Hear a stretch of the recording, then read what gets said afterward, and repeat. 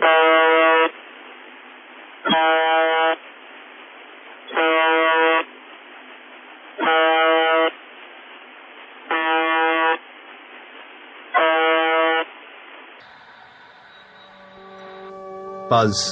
buzz, buzz. And then in June 2010, it stopped and the internet went mad. A few of us started clicking onto the UVB-76 live stream provided by Lade. You'll find that at the blog on UVB-76.blogspot.com. We started listening and we started chatting on IRC, and now we're doing a podcast. Good evening, my name's Webweasel, and with me is... I'm Anthony. I'm presenting 40 on just about everything, so hi, welcome. And we're doing the first episode of the UVB-76 podcast. Welcome. The buzzer has buzzed since 1982, continuously. Non-stop, broadcasting 24 hours a day, 365 days a year. As we said, in June of 2010, the buzzer stopped for a moment, and the internet went mad.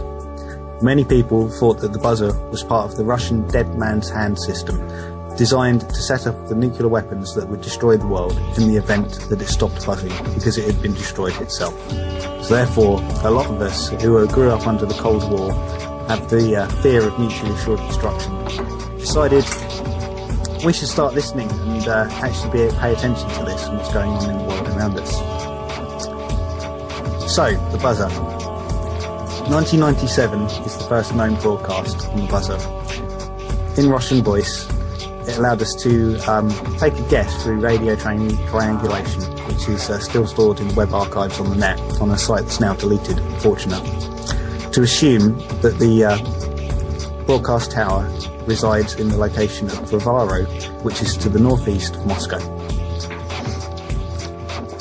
Since 1997, only 3 or 4 genuinely reported messages were ever sent up until about 2006, when activity increased ever so slightly, and maybe 1 or 2 were sent this year. Having had a look around the net myself and finding an old Russian site, I think actually about 30 recordings caught during those periods between 97 and 2006, but this can't be verified, so we can't rely on the information. Either way, in 2006, activity increased with the UVB-76 call sign.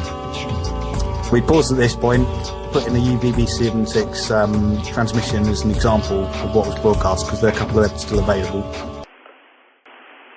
UVB-76, UVB-76, 93 882, на имена 74 14 35 74. Девятка, тройка, восьмерка, восьмерка, двойка, Николай, Анна, Иван, Михаил, Иван, Николай, Анна, семерка, четверка, единица, четверка, тройка, пятерка, семерка, четверка. And then we'll cut back in. In June this year, the buzzer stopped. Twice, yep, you're right. And as we said, the internet got very upset. It returned pretty quickly within a couple of days. Anthony, you've got the dates, haven't you? Yes. In June 6th, 5th or 6th, I forget which one it is. The first outage occurred. It was, not many people really knew about the station. A few more people found out, but it really wasn't that big. It was only for a day, but people just still freaked out nevertheless. In May earlier, somebody on 4chan/X Paranormal board posted a fun little message prophesizing the end of the world with World War III coming in the beginning of September. The worst bit is, he was right about his predictions that there was going to be activity in North Korea with sinking of a few ships. He actually predicted that, and it happened, scarily enough, even though it was a hoax. He, I believe, predicted the outage of the station, which occurred August 29th, I believe it was, and the world flipped upside down. It was out to September the 6th, I think, wasn't it? Or almost a whole week. It was about 2 weeks, I think, actually. Because I remember I was in school and Phil wasn't there, and it returned. I think it was actually the 13th of September. There was something about that period, yeah. And then it went out 2 days later, again. And, lots of speculation on the internet. Most people saying they were probably upgrading equipment. But when it came back, there was an interesting change. We had the new call sign that we hadn't heard before. Mikhail, Dmitry, Zhenya, Boris. MD, ZHB. Михаил, Дмитрий, Женя, Борис. 23 485. Павел, Роман, Ольга, Леонид, Елена, Татьяна, Константин, Анна. 99 95 09 75. Татьяна, Роман, Ольга, Иван Краткий, Михаил, Анна. 57 80 24 01. The messages were in the same format as the previous UVB-76 messages, but this time a new call sign and repeated messages. Daily. At least once a day from that period forwards.